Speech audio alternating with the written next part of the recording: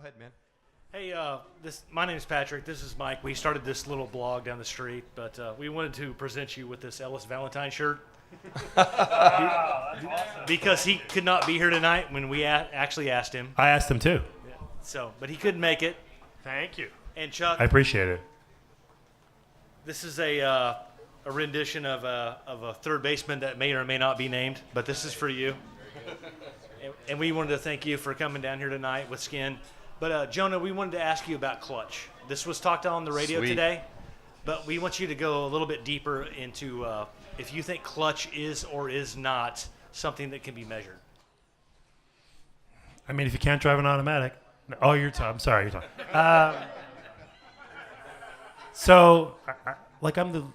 I love my corny jokes. Like in real life, that's all I do is like drop puns and stuff. I'm trying to keep it in check right now. So, we had a book called Baseball Between the Numbers with the Baseball Prospectus guys.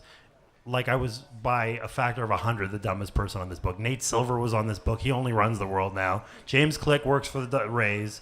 Keith Woolner works for the Indians. Like it's just like genius on genius on genius in this book. So there was a chapter called Is David Ortiz Clutch?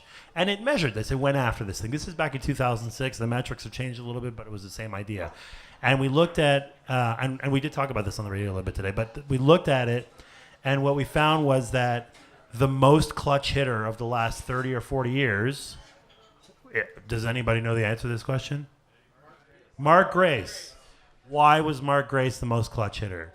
My theory is because he knows how to dump the ball into left field over the shortstop's head. He's a good situational hitter who adjusts when you need one RBI in a specific spot. Whereas Pujols, or whoever, pick your guy, Pujols is a great hitter. I don't think Pujols shortens up and tries to do that. I think he's the same Pujols. So, and there were very few guys who were outliers who it was a statistically significant difference between batting average or OPS or whatever in clutch versus non-clutch situations. So even if whatever you want to call Mark Grace clutch or not clutch, in the first place, there just aren't that many guys. Now the next question is, what do you do with someone like Ortiz or Jeter? Ortiz and Jeter have like identical stats almost to the letter. I think Ortiz might literally be identical in playoff, for example, playoff OPS or anything versus non-playoff. That's a lower run environment. If you are that good in a tougher environment, that would imply that you are kind of better than everybody else in that way. So is Ortiz clutch? Well, it's 200 or 300 odd at-bats. He has thousands of at-bats over the course of his career, which suggests that he's not clutch. That with runners in scoring position, he's not really tangibly better than the rest of the time. So, I mean, I think the answer to the question, first of all, clutch hits exist. It is the case that people come through in big situations. Is it a repeatable pattern? I'm not going to say that it's impossible. I just think that it's unlikely. And the reason I think it's unlikely is, well, there's two reasons. One, the unclutch guys get weeded out. So if you're in the minors and you can't hit in those situations, or you can't pitch, or you throw up on the mound or whatever, you're just not going to make the major leagues. That's going to happen. But then two, I just think that, and this is something we talked about earlier, but baseball is just such a simple sport. You pitch the ball and you hit the ball or whatever. I don't think there's that much time or what, like the pitch is coming at you so fast. Are you really thinking about, oh gosh, what's going on? It's a big situation. You just react and you hit it or you don't. I think in a sport, and I can't prove this because I don't write about these sports, but my theory is I could hypothetically see it being truer in basketball, for example, because basketball is like, you can choke mentally. Like you have to play help defense. You have to cut up the guy's angle. You have to play the pick and roll perfectly. You have to do all these things. It's not like those are reactions certainly, but it's also thinking. Maybe your judgment gets more clouded in that. But I just feel like baseball is the simplest of the major sports that it creates a situation where clutch doesn't manifest itself. You do or you don't. You like that answer? It's interesting because that was fantastic, by the way. The thing about clutch, too, is like I think it's really more of the reverse. You talked about guys getting weeded out. If there's some sort of mental aspect to the moment, your willingness to excel in the moment is not going to change the opportunity that's there or not there. The pitcher is going to make his pitch or he's not going to make his pitch. You mentioned in basketball, they're either going to take the ball out of the guy's hands or not. Kerr or Paxson, whoever, is going to be wide open in the corner or he's not. It's really more a matter of, are you going to panic in that situation and not take advantage of an opportunity, as opposed to, I'm suddenly better at creating the opportunity? It's such a complicated argument. Sure. Do you make the most of your opportunities? Yeah, I think that's right. And listen, we're all so guilty of selection bias. Why is David Ortiz a clutch hitter? Because Joe Buck tells us every goddamn day that David Ortiz is a clutch hitter. Right. Whatever. I mean, because he saw David. He doesn't talk about David Ortiz grounding out to second in a big game with the bases loaded. It happens all the time. So, I think that most of it is a media narrative, but I'm not an absolutist and I'm not a zealot. Like, I went to J school. I'm not this, like, math savant or whatever. Watch it. No, I'm open to the possibility that these things exist. I just don't think we've proven it yet. But I'm not willing to say anything absolutely. I'll tell you one thing. I love this article that was written by this guy named Sam Miller, who writes for Baseball Prospectus, and he wrote it for ESPN The Magazine. It was about clubhouse chemistry and the Oakland A's. It was super interesting. It wasn't exactly trying to quantify chemistry, but it was at least trying to qualify chemistry. That's great. I would love to see more of our strata of writer analytically inclined. Take a shot at it. Take a shot at that. Take a shot at pitcher handling. Take a shot at injury prevention. Take a shot at all this stuff that's not easy to quantify. Maybe it's not easy, but maybe it's possible. Let's go for it. That should be the next frontier for stat heads, is looking at things that we've deemed to be impossible. Maybe they're possible. Lucky you guys. Now that's the entree for the Michael Young leadership question. So if you'd like to step up now and ask that question, what do you got, man? I don't have that question, so if somebody else does. Okay. Back to the TV deal, and Jonah wrote about this as well in that article a couple of years ago. So JD and the owners a couple weeks ago talked about, okay, here's what we were planning to spend, what we expect next year's payroll to be. It was like 120, 125, about the same that it was last year. A beat writer reported that some of the Fox money was already paid up front, and the deal was obviously not kicking in until next year. So I was wondering what you know about what money's already been paid down, and how that's going to impact free agency. And then this was kind of hinted at a little bit, but how does that impact baseball in the future as far as LA's deals, both the Angels and the Dodgers making their TV deals? Is the price of poker going up as far as acquiring players and so forth? Well, without talking too much out of school, there were some of the benefits of the Fox deal were immediate. Some weren't immediate, but they've kicked in since then, and there's very, very substantial benefits that haven't quite kicked in. But this time of year, almost every front office in baseball is doing an analysis to try to estimate what every other franchise in baseball is planning to spend. Because when you're analyzing the marketplace, one of the things you got to analyze is how aggressive are other clubs going to be. So, I mean, all of the more enlightened front offices, they're sitting down and they got some really smart young guys who are doing estimates of what they think other teams' payrolls are going to be. So there's a little bit of game of possum that everyone's got to play, because it doesn't do you any advantage for your competitors to think you're going to go out there and spend like crazy. So I think you have to take with a grain of salt what anyone from any franchise says what they're going to spend. I think the big X factor in free agency this year, though, is the new national TV deals, because every club next year is going to get an extra $26 million in national television money. And historically, when there's been a big bump like that, the free agent market has gone crazy. And this is a poor market. The talent's not that good. There could be some terrible numbers this year. Who are you signing for all this money? That's right. So you got a fascinating thing where there's not a lot of guys out there, but there's a tremendous amount of money. Now, logic would dictate the club should be smart about it, not spend just because it's there, and keep it to themselves for another year. But history has shown that doesn't necessarily happen. That's the factor no one can really predict, is what's going to happen with that money in everybody's pockets. Now, by the way, I do think a lot of clubs have gotten out ahead of their own, circumstances to spend in anticipation of some of this. So it doesn't mean that anyone's being cheap if they don't spend some of that. But that's the thing that no one's really going to know until everyone's in Orlando in a month. Well, and last offseason, one deal that got ridiculed was the Shane Victorino deal. Aside from the fact that Shane Victorino played really well, I think we're starting to come around to the idea of what we thought of every time a new string of deals happens. We say, that's so much money. And then 2 years later, we're like, oh, gosh, remember that bargain?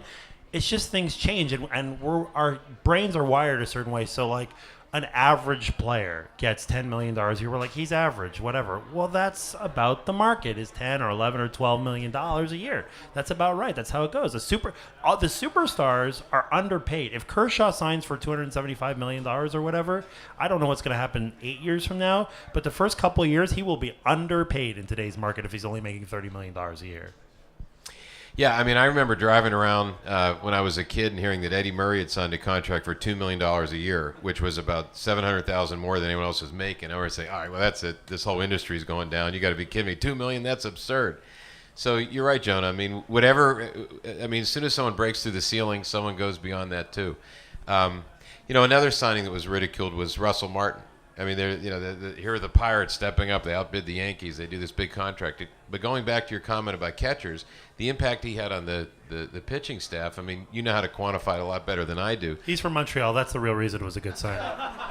The key was when he wasn't allowed to play shortstop in the WBC. That might have changed the whole Pirates season. But you look at what the Pirates as a club and, with Martin's help got out of the pitching staff.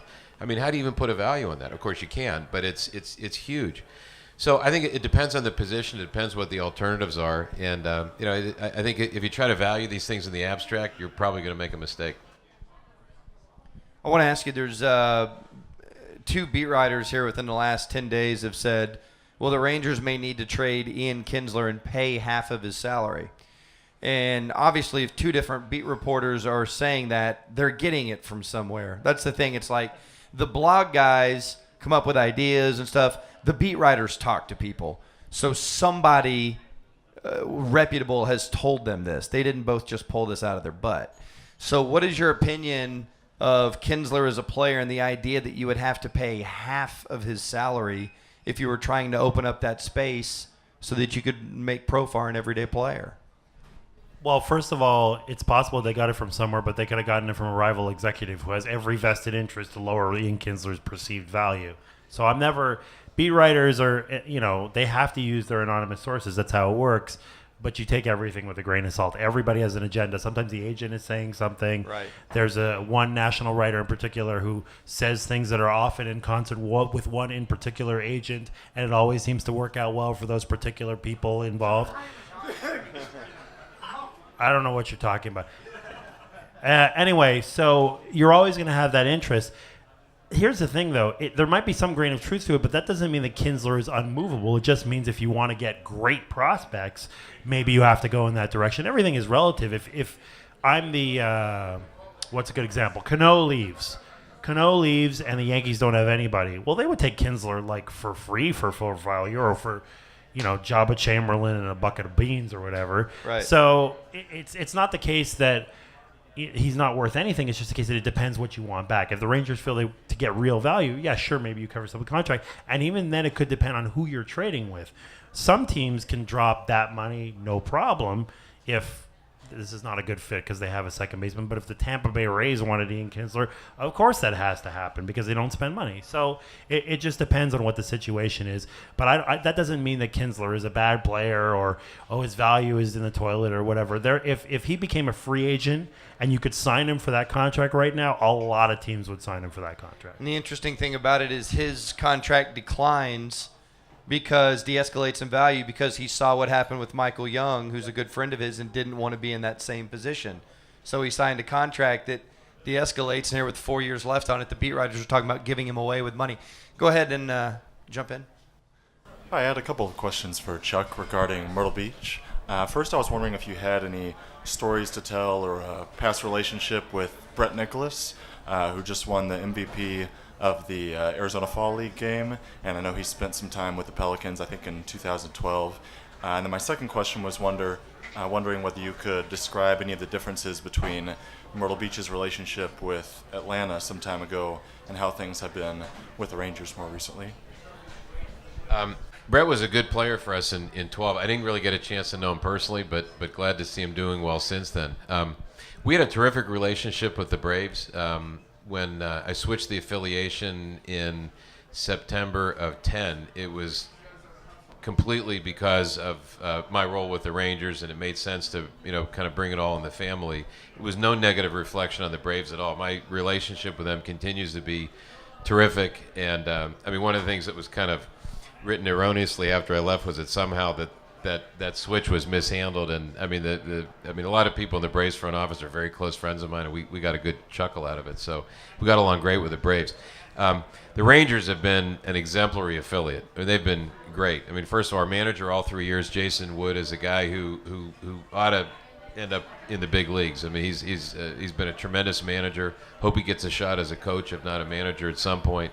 The staff, we've had Brad Holman, who ironically had been our pitching coach with my club in Altoona a few years earlier. He was our pitching coach the first couple of years in Myrtle Beach. Now he's in AAA. He's on the cusp of getting back to the big leagues. All the Rovers, Danny Clark, everybody. I mean, it's just a great player development system the Rangers have. So with no knock at all on the Braves, the Rangers have been great. One story I will tell you, one thing that is a little bit different is we have fewer player transactions with the Rangers than we have with the Braves. It's just a philosophical thing. Players tend to stay in one place a little bit longer. They're very young. Our clubs are always very young, but there tends to be less in-season movement, which is kind of nice from a continuity standpoint, from chemistry or relationships on the club. It's also nice in terms of getting guys out in the community to do the kind of things that are really important at the minor league level. But one kind of funny story about it is we had back-to-back years. Our last couple of years of the Braves, we had over 100 player transactions, over 100 player moves in a season. The one year we had 108, and we said, geez, that's crazy. There'll never be another year like that. And the next year we had like 114. So at the end of the year, they asked a group of us to vote for who the team MVP was. And they were saying different players. And I said, I'm going with Bailey. Like, Bailey? Who the hell's Bailey? There was no Bailey on the team. It was Dan Bailey, the guy who puts the nameplates on and off. He had a hell of a year. He had to do it 114 times. But the Braves were a terrific affiliate. We've been lucky. I mean, we're a Cardinals affiliate in State College. We've had the Braves in Myrtle Beach, now the Rangers. So to get to work with great organizations and also to see the subtle differences in the way they approach things is really fascinating. Jonah, I want to ask you about the Elvis deal, his contract, and the way you project him out. Obviously, he's a stellar defensive player. For the money they're paying him, you would like it to become a bigger bat. And what you think he can do offensively moving forward, and how you think that deal, if you think it's favorable or where it stands. One thing you learn from doing this, aside from a lot of humility and how wrong you are all the time, is that players are not bell curves. You just, like, so let's go back to Victorino for a second. This looked like a bad deal largely because Victorino was coming off a bad offensive season. That doesn't mean anything unless you're 47 or whatever. There's no huge reason. Everybody's rushing to predict this is the end. This guy's finished. This guy's done. But that's not how it works. And Elvis, of course, is so young. I just take this as growing pains. Yes, he was worse this year than last year. So what? Is he regressing? Is he getting worse as a player? No. Random chance and outcomes, and this ball was hit at this guy, and it just didn't work out this season. That doesn't bother me. I think you need to show progress eventually, but I'm not worried yet. I expect him to get better as a player. He has talent. The scouting report on him says that they do expect him to hit, not to be a bomber or anything, right. But, he can hit for average and maybe draw some walks and hopefully hit some doubles. And if he does that and he defends, now he's a perennial all-star. That's a great player to have. When you play that tough a defensive position that well, some offense makes you amazing. Great offense makes you the best player in the league. So, yeah, when you start with that defensive baseline, it's huge. And if he only fields and hits 260 with some walks, that's already fine. That's well worth the contract, and that's fine. If there's more upside than that, then it's going to be a good deal. So you just cannot sit here and say this is definitely a bad deal because of what happened in 2013. It's got a long way to go, and unlike these other long-term deals where the guy's going to get worse and fatter or whatever, he's going to be coming into his own. He's still, according to Bill James and all these people who do studies, he's still pre-peak right now. He's not 28. He's younger than that. So there is some potential definitely for upside, and I think it bodes well for the Rangers. You obviously have some really good insight on the Rays. The David Price situation is fascinating. I think if he had been healthy this year, he may have already been gone at the trade deadline. It's, there was a lot of talk about that at least last offseason. How do you see that situation playing out? What would the Rays be looking for? Let's start with the idea that he's going to move very quickly or that he would have moved. They let Carl Crawford walk. That was a concerted decision. It wasn't that, of course, they would have liked it. And then Carl Crawford was a very good player. They could have gotten stuff for Carl Crawford. But they, despite how incredibly zealous, like frustratingly so they are about Will Myers better stay in the minor leagues for 2 more days because it's like crazy. But when they have a chance to go for it and they have a player that they really feel is an elite player, they're not necessarily going to get rid of the guy right away. They did trade Shields, they did trade Garza, but they kept Crawford. They extended Longoria. They've made offers to some guys too. They tried to extend some of them, didn't work out, then they traded them. They haven't made their last best offer to Price yet. I don't think they're going to sign Price, but I think that they are at least going to try that. And even after that, they're going to evaluate the 2014 team honestly and say, is this a World Series type of team? And if they say yes, then I don't think they're going to trade Price over the offseason because no matter what they do this offseason, if they trade Price, they will be worse, at least for that trade.